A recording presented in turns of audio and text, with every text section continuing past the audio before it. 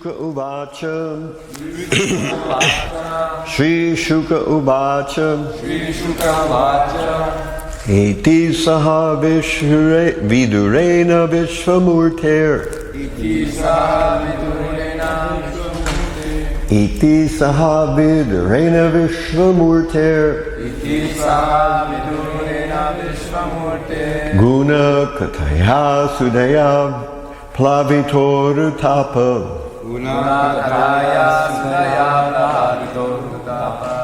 Guna Kataya Sudaya Plavitor Tapa Kshanam Iva Puline Yamasvasustam Kshanam Iva Puline Yamasvasustam Samushita Au Pagavir Nisham Tatogat Samushita Au Pagavir Nisham Tatogat Shri Shuka Uvacha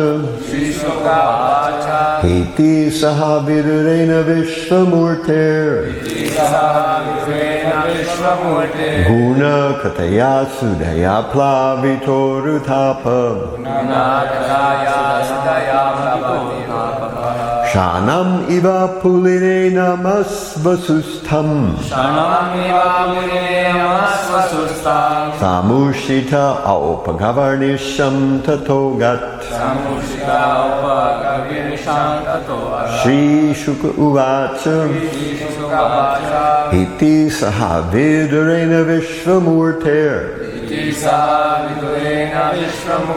Guna Kataya Sudaya Guna Kataya Sudhaya Plavitor Tapa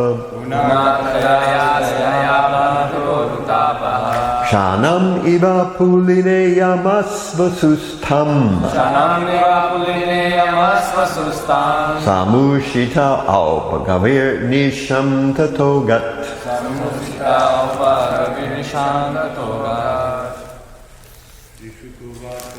Shri Sukavacha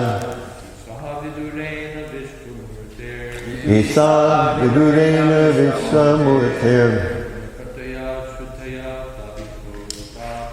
Guna Kataya Sudaya Plavitor Tapa Shanam Iva Puline Yamasvasustam Samushita Apagavir Nisham Tatogat Shri Shuka Uvacha Shri Shuka Uvacha Iti Saha Vidurena Vishvamurte Iti Saha Vidurena Vishvamurte Guna Kataya Sudaya Plavitor Tapaha Guna Kataya Sudaya Plavitor Tapa Shanam Eva Puline Yamasvasustam Shanam Iva Puline Yamasvasustam Shita Aupagavir Nisham Tatogat Samushita Avarnisham Tatogat Shri Shuka Uvacha Iti Saha Vidurena Vishvamurter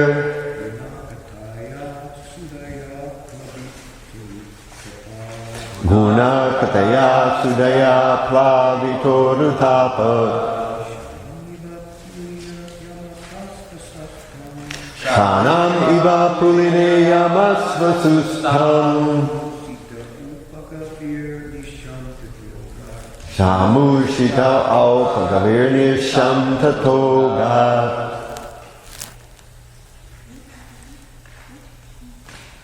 Ladies, anyone?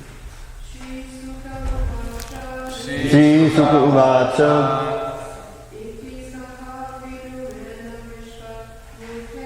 Iti Saha Vidurena Vishvamurter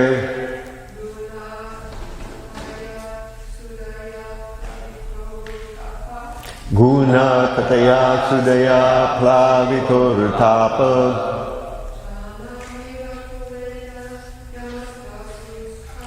Kshanam iva pulineyamasvasustam.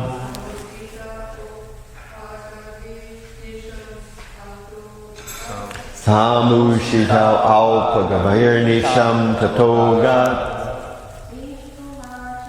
Shri Sukha Uvacha. Iti saha vidurena vishvamurtir.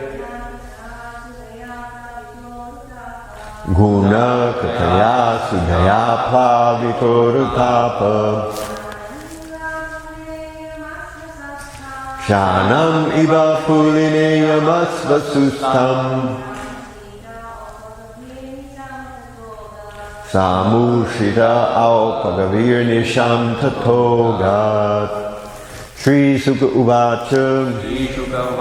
Shri Sukadeva Goswami said, Iti, thus, Saha, along with, Vidurena, Vidura, Vishmamurtehe, of the universal person, Gunakataya, in the discourse of transcendental qualities, Suddhaya, nectarian, Plavita urutapaha, overwhelmed by great affliction, Kshanam, moment, Iva, like that, Puline, on the bank of, Yamas Vasus Tam, River Jamuna, Samusita, passed on, Opagavihi, the son of Opagava or Uddava, Nisham, the night, Tataha, thereafter, Ogat, went away. So the translation reads, Sukadeva Goswami said, O king, after thus discussing with Vidura the transcendental name, fame, qualities, etc., on the banks of the Yamuna, Uddava was overwhelmed with great affliction. He passed the night as if it were a moment, and thereafter he went away. So I say, you please repeat. Shukadeva Goswami said, O king, after thus discussing with Vidura the transcendental name, fame, qualities, etc., on the banks of the Jamuna, Uddava was overwhelmed with great affliction. He passed the night as if it were a moment, and thereafter he went away. So here's the purport. It's not a very long one. The word used here for Krishna is Vishvamurti. Both Uddava and Vidura were in great affliction because of the Lord Krishna's departure. And the more they discussed the transcendental name, fame, qualities of the Lord, the more the picture of the Lord became visible to them everywhere. Such visualization of the transcendental form of the Lord is neither false nor imaginary, but is factual, absolute truth. When the Lord is perceived as Vishvamurti, it is not that he loses his personality or transcendental eternal form, but he becomes visible in the same form everywhere. Shri Sukha Uvacha Iti Saha Vidurena Vishvamurtir Guna Kataya Sudaya Plavitor Utapa Kshanam Iva Pulineya Masvasustam Samushita Alpagavarnisham Tatogat. Shukadeva Goswami said, O king, after thus discussing with Vidura the transcendental name, fame, qualities, etc. On the banks of the Yamuna, Uddava was overwhelmed with great affliction. He passed the night as if it were a moment, and thereafter he went away. This chapter of Srimad Bhagavatam is discussing, broken into two sections, at least according to Burijan, from verse 1 to verse 22 or 23 thereabouts. It describes this meeting between Krishna and Uddava, and later Maitreya dropping in on it. And then from 34 up to the end, at that point, we hear about this going of the separate ways between Uddava and Vidura. Of course, Vidura has been sent by Uddava to meet with Maitreya. As we learned that because Vidura was in the age bracket with Maitreya and much older than Uddava, Uddava did not take the role of explaining transcendental philosophy to Vidura, although Vidura was actually eager that that would happen. And so we see a couple of things happening here simultaneously, and that is that we learn that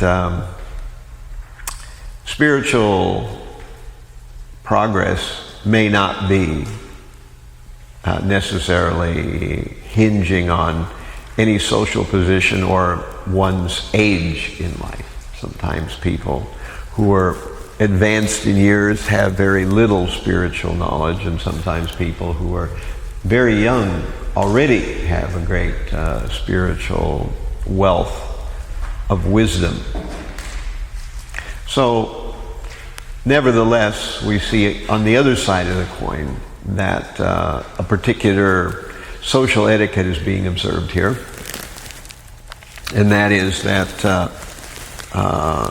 Uddava did not take the role of instructing because he felt that role was better carried by Maitreya, who was in the same age bracket.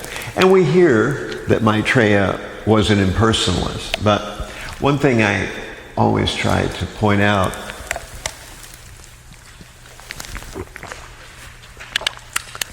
is there's a difference between being a Mayavadi and just being an impersonalist. There are those who have heard about the transcendental form, name, qualities, and pastimes of the Lord and specifically reject them. And there are those who just have maybe heard of them in passing, but have not really come to any conclusion about it. And therefore, they are focused on the impersonal absolute, the Brahman. So such people are not offenders to the Lord. They just have not gotten far enough along in spiritual life to have recognized that the Lord has a form, and that that form is not an imagination. It's not something just for the sake of helping people to visualize what's unvisualizable. It's in fact more important than the Brahman or the impersonal. And a few verses back in this chapter, we heard that in hearing the discourse between Krishna and Uddava, Maitreya comes to that realization. So prior to that, Maitreya is in fact one of these impersonalists. He's not a Mayavadi, but he's an impersonalist. He has no specific knowledge about the Supreme Lord, but he's not opposed to it or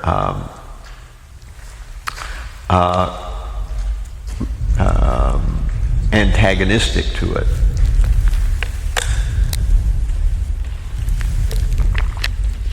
And we hear, other important personalities in Vedic literature who are also in the same category. The four Kumaras were impersonalists, but they were not Mayavadis. And by simply smelling the tulsi leaves offered to the feet of the Supreme Lord, they became personalists. Oh, we hear that Sukadeva himself was an impersonalist at a certain point, but became turned to the personal conception of the Supreme Lord. If one really studies the Vedas without the agency of having the benefit of a bona fide spiritual master in disciplic succession, one will be confronted with a vast collection of knowledge, most of which does not focus on the personality of Godhead. So naturally, it's quite likely that a person will miss that understanding if they don't have the help of a bona fide spiritual master in disciplic succession. So one can read the Vedas, and if one does, we will just wind up going to the Vedas kind of at random, and the likelihood that one would start with the Srimad Bhagavatam is not very likely. So as a result, you would come away with the impression that really the purpose of the Vedas is to perform a bunch of pious sacrifices, so one may be elevated in this lifetime, go back to the heavenly worlds when one quits the body, or at least enjoy a very happy and opulent life here in the world, this material world. And that some rare few might reach out to this mysterious, impersonal thing that's at the center of the universe that can't be spoken of exactly, that doesn't have any features, that pervades everything. So the Upanishads make a great discussion of this. But unless one reads Srimad Bhagavatam, one will not understand that higher than that is the personality of Godhead. And so this is considered hidden or undisclosed in the Vedas. It's a confidential aspect of the Vedas. So in Bhagavad Gita, in the 9th chapter, we have the confidential knowledge, Krishna says, idam tu te guyatamam pravakshamyanam shuyave jnanam vijnanam astikyam. What is it? Yajgava mokshise shubhat, I think is the last line of that verse. And so this is Krishna speaking to Arjuna, that this is confidential knowledge, and it can be revealed only by someone who is anasuyave, who is not envious. So being envious is a disqualification. And in the material world, everybody is mostly envious. We're envious of first Krishna, and then we're envious of others. Because sometimes it's said that when we come to the material world, we become engaged in a God project. So it's called the God project. We are trying to prove to the rest of the world, all the entities in the entire universe, that we are God and they are not. So this is naturally a point of conflict. And, people do it. If you have a few material opulences because of some pious activity in some previous life, you may actually get away with thinking like this for a while. But many people, because of the fact that in their past lifetimes they were not very pious, They don't have a lot of opulence or a lot of prestige. They're low in the 6, opulences that Parashara Muni claims, and beauty, fame, wealth, knowledge, renunciation, and strength, so they don't have a great abundance of any of those 6 qualities. And so it's hard to do a really, thorough, pumping God project when you don't have a lot of opulences. You have to kind of wing it. But for people who have some wealth, or people who have some fame, or have some strength, or political power, such people are actually convinced that to some extent their God project is working. And as long as we are envious of Krishna, and as long as we're trying to put others in their place so that we can be up above everyone else, then we will never understand Krishna. And there are many types of spiritual life that people consider spiritual, but according to the Vedic knowledge are not actually spiritual life. It's easy to mistake something that is roughly in the category of spiritual life, but misses some essential element, like for instance this idea of personality. This section, harkens back, we hear in some of these previous verses in this particular chapter, that Brahma was instructed by the Supreme Lord, these Chatur Sloki, these 4 verses, which are in the 9th chapter of the 2nd Canto. And there we learn that Krishna is telling Brahma that he existed before everything and he's the source of everything, and that if something doesn't have a connection to him, it's actually Maya, or that which is not. And that he will bless Brahma to be able to create the material universes, which is his service. That's Brahma's service. He creates the material world, he gives it shape. And he'll be able to do that without becoming mentally attracted or getting this kind of envious mentality of thinking that one is a great overlord, a great controller, which is a disqualification for actually understanding the Supreme Lord. So everything is about relationships. We were discussing last night, because today is actually the first day of Damodar, but some people already in some parts of the world celebrated it yesterday, and we did too. It's 26 2nd Avenue. There was a program set up, and so we discussed about this prayers by Satyavrata Muni, which discuss various relationships, and it appears that Satyavrata Muni is very attracted to the Lord in his baby form. So some people are attracted like that. Some are attracted to the Lord in his form as a young boy.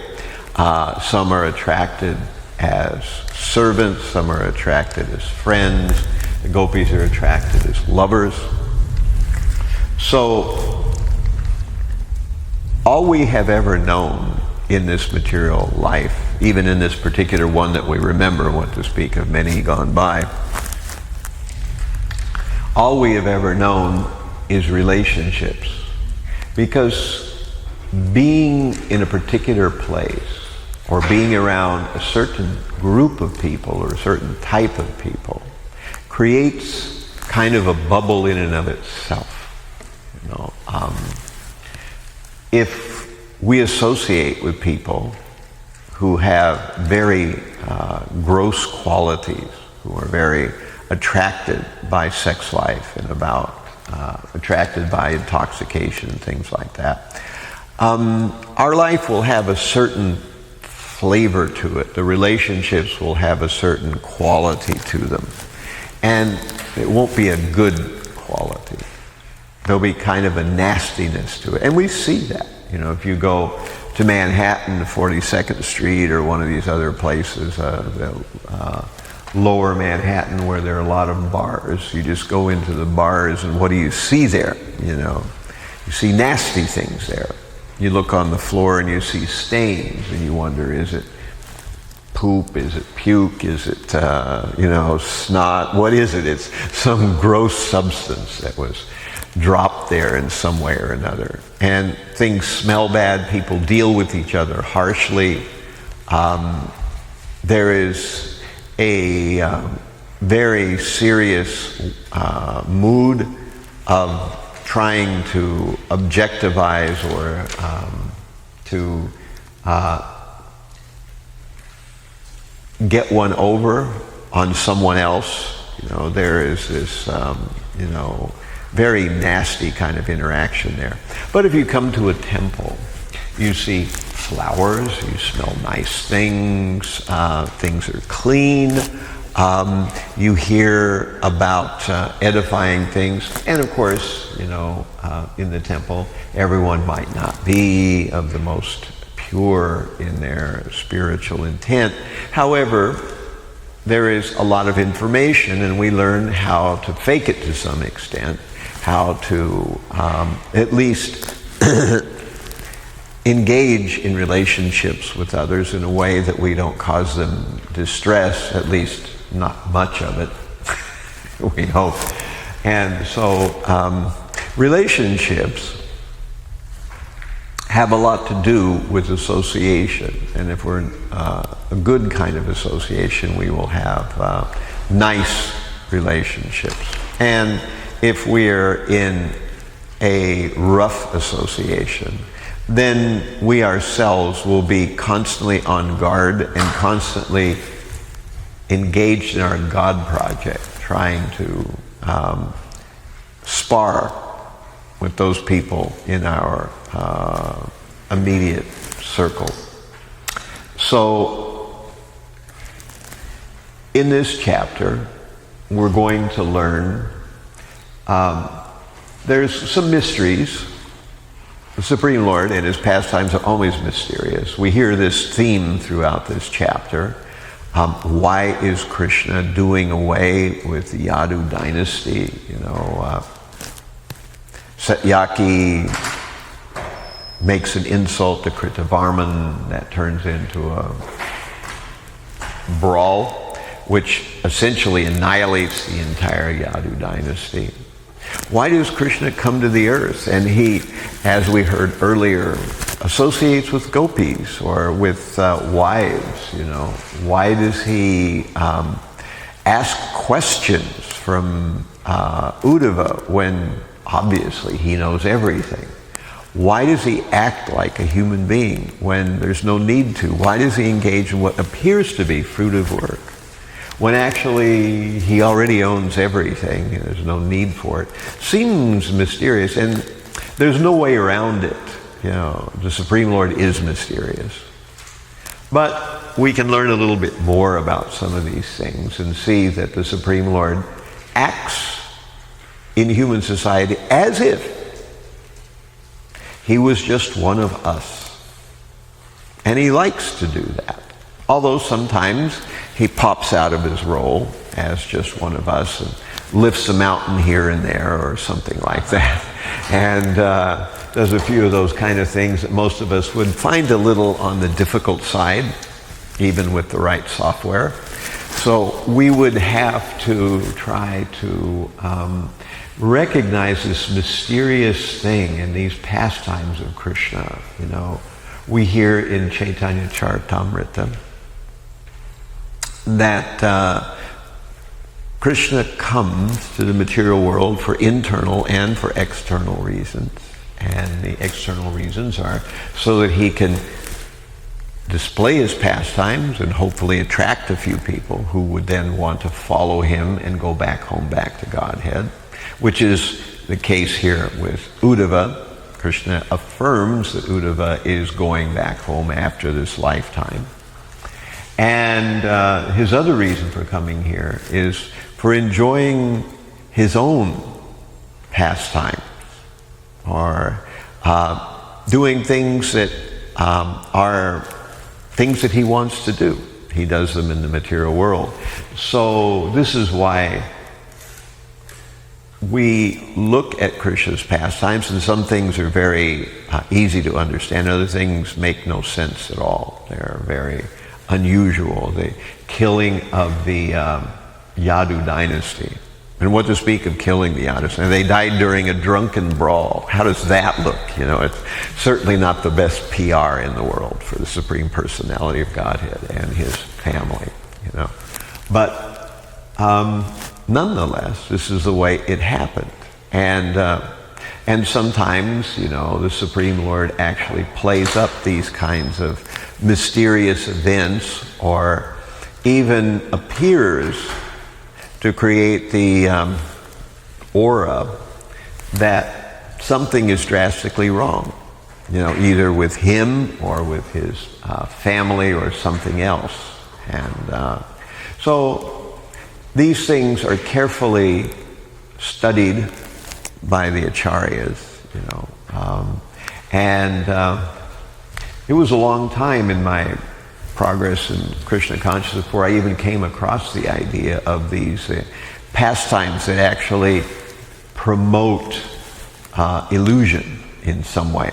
And they're described in the Chaitanya Charitamrita Madhya Lila, 23rd chapter, verse 117 and 118, where Lord Chaitanya is explaining to, I think, Sanatana Goswami about these illusion-promoting pastimes, which I'll just touch on here. The Mahishi Haranam, the stealing of the wives, the Kesha avatar, the hair incarnations of Krishna and Balaram, and the Maushalya Leela, which is what is being talked about here, the destruction of the Yadu dynasty. So many people come across these and they think, how can this be God? You know, how can God be killed by an archer shooting him in the foot with an arrow?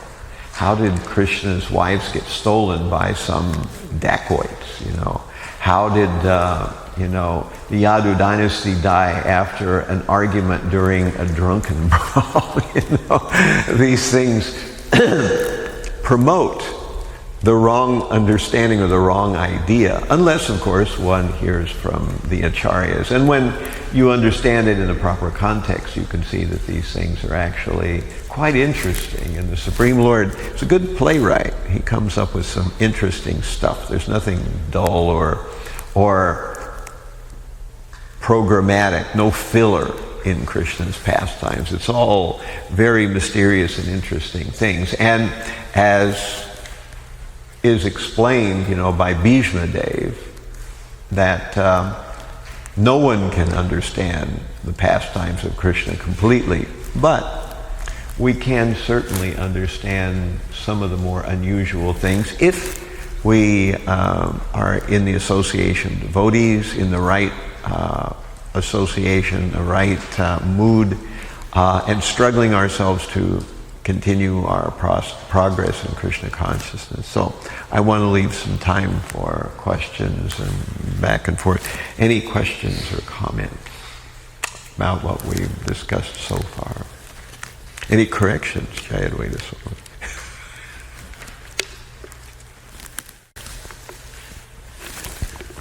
I have to be careful because he's got a stick now, so it's a little dangerous, you know.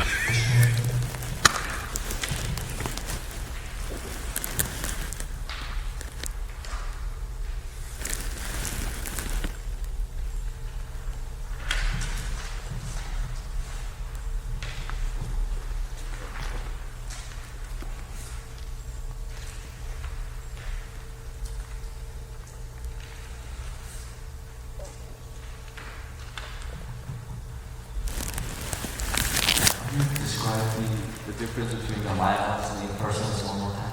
Yeah. An impersonalist is just someone who is not aware of the importance of Krishna's actual transcendental form. It's not that they've rejected it. Mayavadis are those who've heard about it and have specifically rejected it and think that Krishna's form is mundane. And those who worship Krishna's form are mistaken because they have not realized that the formless is actually the highest thing. So this is the distinction there. They are offensive, and that's why, Lord Chaitanya says that one associates with Mayavadis, one is ruined. We have to, asat sanga tyag, we have to give up unwanted association. And there are, 3 categories of unwanted association. Giving up of those who are too attached to sex life, those who are dharma dvajis, those who are, pretenders in spiritual life, and those who are, I forget, there's another category in the Harinam Chintamani that's described. These, Mayavadis, that's it. That's the other category. We've been talking about it. So we have to disassociate with them. Of course, in the material world, it's impossible to avoid the association of people. But by association here, we really mean taking instruction or sharing our heartfelt thinking and desires with those who are contaminated either by Mayavada or, sex life, or by pretending to be someone in a spiritual role for the sake of some kind of mundane profit or some kind of mundane worship or whatever it might be.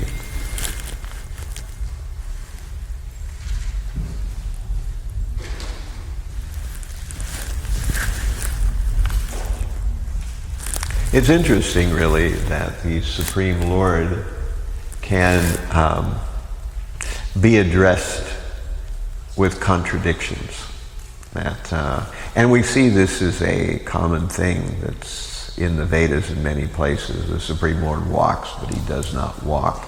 He's very near, yet he's far away. He's inside of everything, yet he's outside. I enter, yet I do not enter. This kind of, speaking would make no sense at all if it was about one of us, a mundane living entity. But these things are actually accurate when you think about the Supreme Lord, when you're talking about someone who includes everything and is actually at the center of everything. If he includes everything, that must mean he's the left, he's the right, he's above, he's below, he's the right, he's the wrong, he's the good, the bad, he's every possible opposite. So he encompasses every contradiction you could possibly imagine. And therefore, anything you can say about Krishna, you could say the opposite thing, and it's true too, in some sense. So that's a very interesting thing sometimes to ponder about the Supreme Lord. And in this way, we can understand what a special kind of entity he is. And although he has no need to do anything, he's still a great connoisseur of relationships, and that's what he's looking for. He doesn't need us for any purpose. Whatever we could do for the Supreme Lord, he's quite capable of doing himself, and much better than we could ever do it. However, it's not what we accomplish for the Lord that the Lord is actually relishing. He's relishing the attitude with which we do things for him. And that's what he actually savors. we cook food, we go on Sankirtan, we organize a program, we do some preaching, we, make some effort to help someone understand something about Krishna consciousness. All these things we do, if we're trying to do them in a mood of pleasing the Supreme Lord, then that's what the Supreme Lord actually savors. And that's why sometimes we see that we're being asked to do things by the Supreme Lord that are not at all easy. And, why is it that the Supreme Lord wants it, we want it, the scriptures say it, but we can't do it? So it seems paradoxical, if the Supreme Lord wants it and we want it, and it's there in scripture, why is it so hard to do? Because there's that struggle that we have to go through, where through struggling for the Supreme Lord, we are able to demonstrate how much intensity we can muster for doing something for the Supreme. So the material world is full of challenges, one minute after another.